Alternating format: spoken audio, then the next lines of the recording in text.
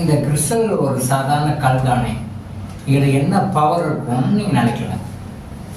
கிறிஸ்டலை பற்றி ரொம்ப ஆராய்ச்சி பண்ண கதை சேர்ந்த விஞ்ஞானிகள் ஒருவன் நிக்கோலா டெஸ்லா என்ன சொல்லியிருக்காருன்னா, ஒரு கிறிஸ்டலில் உயிர் சக்தி ஓட்டம் உள்ளதற்கான தெளிவான சான்றுகள் உள்ளன. மேலும் ஒரு கிறிஸ்டலின் முழுமையான சக்தியை நம்மால் புரிந்து கொள்ள முடியவில்லை என்றாலும் அது மாபெரும் சக்தி கொண்ட வாழும் உயிரினம்னு சொல்கிறார். உயிரினம் என்று குறிப்பிட்டுள்ளார்.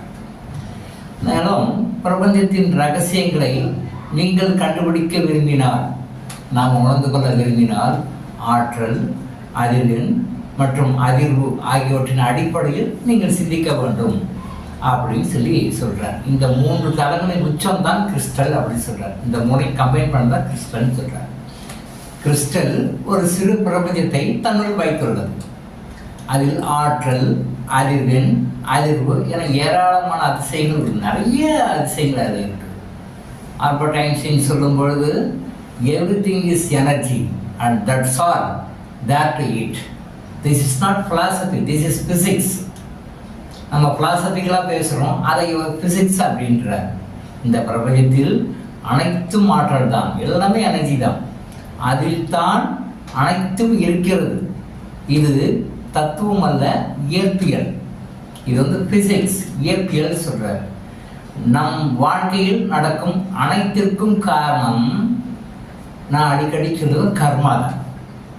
அந்த கர்மா அதிர்வுகளாக வேலை செய்கின்றது. கர்மா எப்படி வேலை செய்யுது? கர்மா அதிர்வுகளாக வேலை செய்கிறது.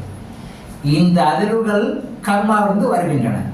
நீங்கள் நோய்கள் இருந்து முழுமையாக குணமடைய வேண்டினால், அப்போ டாக்டர் நம்ம ஆயுஷ் ஹாஸ்பிட்டலில் நம்ம ப்ரோக்ராம் பண்ணி கொடுக்குற அந்த கிறிஸ்டலினுடைய அதிர்வுகள்